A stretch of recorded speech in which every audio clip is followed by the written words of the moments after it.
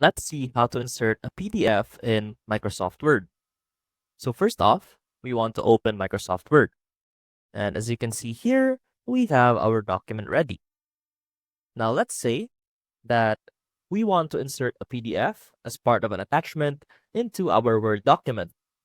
And so to do that, simply head on over to the Insert tab, click on Object right here, and from here, you can choose either to create a new one or upload a file from your computer. So let's go ahead and upload a PDF file from my computer and click on OK.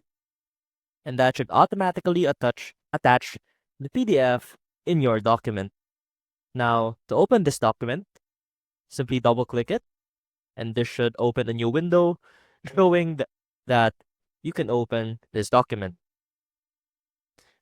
Go ahead, and there we go.